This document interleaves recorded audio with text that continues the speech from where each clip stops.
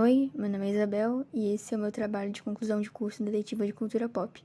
Nele eu vou falar sobre a história da animação no cinema e eu dividi em 3 atos. O primeiro é falando sobre a animação 2D e 3D ocidentais, o segundo é falando sobre stop motion e o terceiro é falando sobre animações asiáticas. Esse é um tema que é bem especial pra mim, tanto que eu pretendo trabalhar com isso no futuro, eu gosto bastante e eu espero que vocês gostem. Antes de começar, eu acho que seria bom dar uma breve explicação da história da animação. O primeiro curta animado que a gente tem registro é o The Enchanted Drawing, do Jay Stewart, que vai ser um cara que a gente vai falar um pouco mais lá na frente. Nesse curta ele mistura a realidade com a animação, parecido com filmes clássicos que a gente tem hoje em dia, como Space Jam, Mary Poppins e Uma Salada para Roger Rabbit, que a gente assiste e não imagina o quão antigo aquela técnica já foi usada. O The Enchanted Drawing é de 1900, que é antes da Primeira Guerra Mundial até, e em 1908 a gente tem o Phantasmagory, que é do Emily Clow, que também vai ser falado um pouco mais na frente.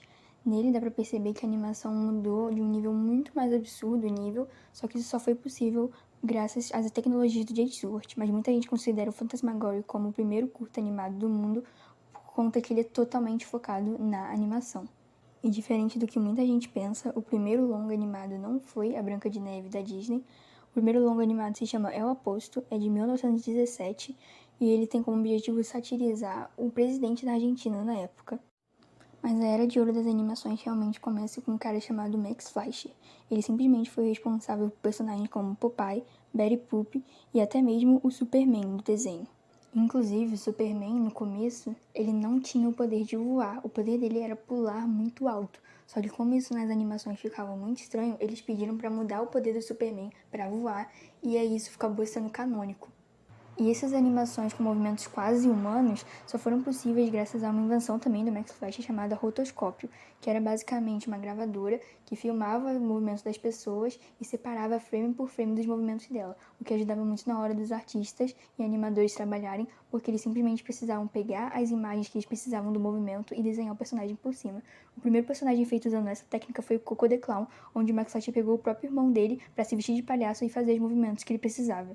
E mesmo no momento que estavam acontecendo tantas coisas revolucionárias e à frente do seu tempo, também tinham coisas muito negativas e retrógradas, principalmente nos Estados Unidos, onde o racismo ainda era muito, muito forte. E como a animação ela reflete o pensamento da época, nessa época não foi diferente. Os personagens que a gente tem conhecidos hoje em dia, mundialmente por causa dessa época de ouro, eram na verdade baseados em estereótipos racistas que usavam blackface. Algumas dessas características eram as luvas brancas e a pele negra, que no caso nos animais era a pelagem negra, como por exemplo o próprio Mickey.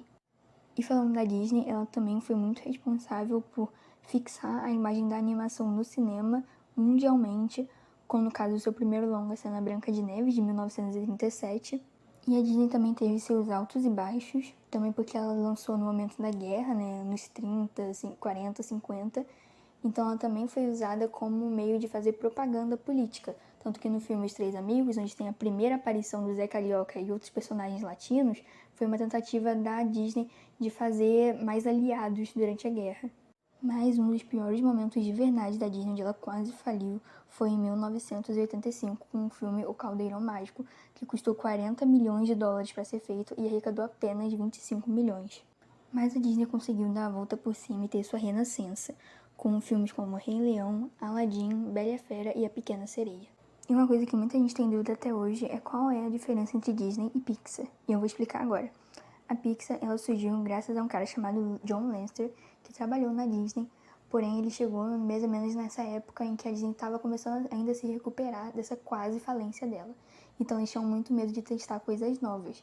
E o John Lasseter, ele era obcecado com a ideia de que a animação 3D ia ser o futuro da animação no cinema. Mas quase ninguém botava fé na ideia dele, e de tanto e tanto insistir, o John Lasseter acabou sendo demitido da Disney. Então ele foi trabalhar para o Lucasfilms, fazendo efeitos especiais. Então a Lucasfilms foi comprada pelo Jeff Bezos, e eles acabaram vendo muito potencial na ideia do John Lasseter e investiram nela, criando assim o estúdio Pixar. O primeiro curta animado totalmente em 3D para Pixar foi feito pelo John Lasseter no computador da casa dele, o computador normal dos anos 90, que é o famoso curta da lâmpada, que veio a ser o símbolo da Pixar. Então, em 1995, a Pixar lança o primeiro longa em animação 3D, totalmente feito em animação 3D, que foi Toy Story. E a razão de Toy Story ser uma história focada em bonecos tem uma razão específica, porque como a tecnologia na época ainda era muito não avançada, eles tinham muitas limitações, como por exemplo fazer pessoas humanas. Então fazer um filme focado sobre brinquedos, onde o objetivo é realmente ter uma aparência mais plástica e ter movimentos um pouco não humanos e não naturais, era algo muito bom para eles, era uma solução muito criativa que eles tiveram. Essa é uma das principais diferenças entre a Disney e a Pixar, porque a Pixar está sempre sendo movida à inovação. Todos os filmes da Pixar são histórias totalmente originais, diferentes da Disney, que são contos adaptados.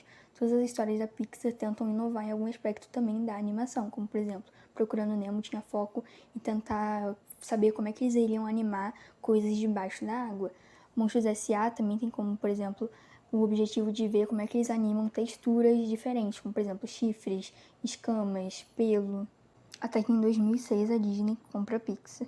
E como eu disse, muitos nomes surgiram da Disney, como por exemplo também no stop motion temos o Tim Burton, que é muito famoso, e ele também veio da Disney, mas eu vou falar deles um pouco mais pra frente. A primeira animação em stop motion que a gente conhece é o The Humpty Dumpty Circus, que é de 1898, que também é feito pelo Jay Stewart, que a gente falou lá na frente, mas essa gravação foi infelizmente perdida com o tempo.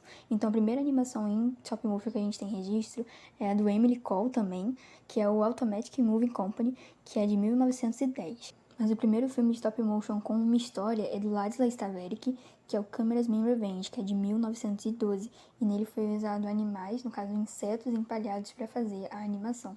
O stop motion também foi muito usado para fazer uma espécie de CGI dos filmes antigos. Um dos maiores nomes desse ramo foi o Ray Harryhausen, que ele trabalhou no primeiro King Kong, que misturava a animação stop motion com atores da vida real. E isso só foi possível graças a uma tecnologia que ele mesmo desenvolveu também, que é o Dynamotion, que usa de 3 planos. O primeiro plano, que fica lá atrás, que é onde tem realmente a filmagem dos atores. O segundo plano é onde tem a animação em stop motion. E o terceiro é onde tem mais ou menos um fundo para dar profundidade, que fica na frente dessa animação em stop motion, para dar uma sensação de profundidade àquela animação, como se ela realmente estivesse dentro daquele mundo. E isso foi uma coisa muito revolucionária e foi usado em muitos filmes, como por exemplo Star Wars e também no Exterminador do Futuro, os primeiros. E agora indo para os nomes principais, como por exemplo Tim Burton, por mais que ele não seja uma pessoa muito boa, ele foi muito forte e influente para o mundo do stop motion.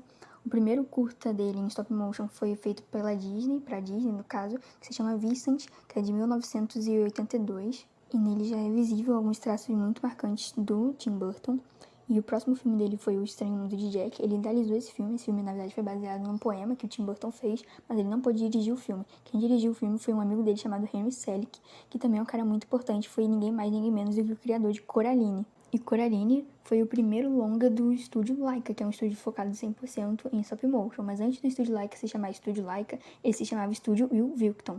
E esse Will Wilton também era muito importante para o stop motion, porque foi ele que criou uma variante do stop motion, que é o Claymation, que é um stop motion focado somente em massinha e argila. Tudo é feito de massinha. Um dos filmes mais importantes desse cara é As Aventuras de Mark Twain, que é de 1985, que foi um filme bem polêmico e foi proibido em vários países. Além de Coraline, o Henry Selick também fez James e o Pêssego Gigante, que também é um filme muito clássico de stop motion. E o Tim Burton, ele também fez pra Disney Frankenweenie, que foi o último filme dele pra Disney, porque a Disney achou o filme muito pesado pra criança e simplesmente demitiu o Tim Burton por causa dele. E agora outros clássicos do Tim Burton, como A Noiva Cadáver, por exemplo, já foram produzidos mais pela Warner Bros. E também é um outro clássico da animação stop motion. Filmes como Paranormal, que foi o segundo filme do estúdio Laika, e Boxer, que também foi o terceiro filme do estúdio Laika, fizeram muito sucesso e também são ótimos filmes de stop motion. Outra empresa focada apenas em stop motion é a Adman Animation, que fez o Wallace e Gromit, Fuga das Galinhas, Chaldeiro Carneiro e Piratas Piratas, que são também filmes muito clássicos de stop motion, principalmente por causa da boca deles, todo mundo reconhece essa boca quando vê. E a maioria desses filmes foi criados pelo Nick Park. E por último, a animação oriental também é muito importante para a história da animação. Os países como o Japão, por exemplo, têm animação muito forte na cultura deles, como por exemplo os animes. Infelizmente, muitos dos arquivos mais antigos de animação do Japão foram perdidos por causa das duas bombas nucleares. Porém, não tem como falar de animação principalmente 2D sem citar o lendário Estúdio Ghibli, que foi fundado pelo lendário, incrível mestre Hayao Miyazaki e o Isao Takahata. O primeiro filme, mais ou menos o primeiro filme do Estúdio Ghibli, porque ainda não era oficialmente o Estúdio Ghibli quando ele foi lançado, foi Náusea no Vale do Vento. E nesse filme já dá pra ver várias características do Estúdio Ghibli, que é essa coisa dos aviões, tanto que Ghibli é uma forma de soprar o vento, porque o Hayao Miyazaki era muito fã da aviação, isso é um tema recorrente nos filmes, e também protagonistas femininas muito fortes, que não são sexualizadas, como é muito comum lá no Japão, já que é um país ainda muito machista. E o primeiro realmente oficial filme do Estúdio Ghibli é O Castelo no Céu, que é também um clássico e tem muitas referências a ele na cultura pop no geral. Como, por exemplo, o golem do Minecraft que te dá uma flor é baseado num golem que realmente tem nesse filme. O Hayao Miyazaki escrevia filmes um pouco mais fantasiosos, tinham muita magia e eram levemente um pouco mais focados para o público mais leve. Como, por exemplo, Meu Amigo Totoro, O Serviço de Entregas da Kiki, entre outros. Já o Isao, ele focava numa animação um pouco mais séria, como, por exemplo, O Túmulo dos Vagalumes, que é um filme muito triste que retrata os terrores da guerra. E A Princesa Kaguya, que também é um filme que quase levou o Oscar, mas infelizmente não levou.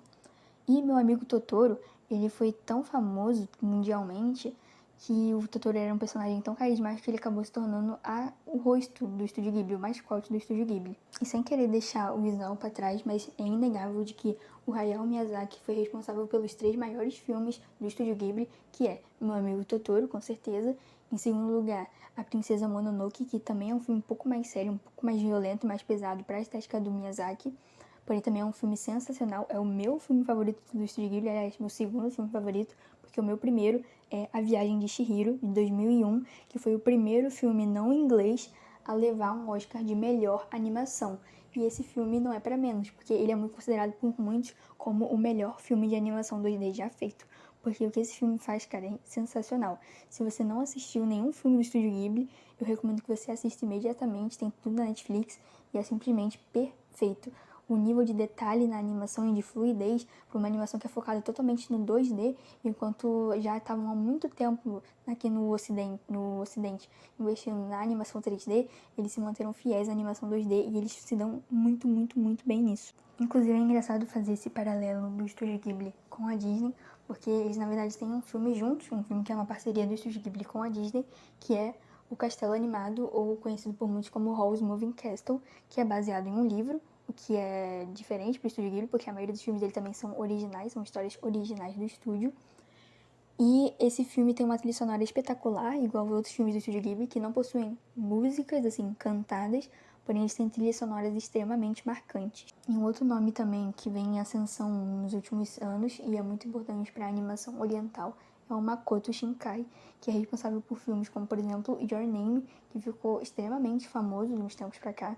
E se você não viu, eu recomendo muito que você veja, porque a animação também é espetacular.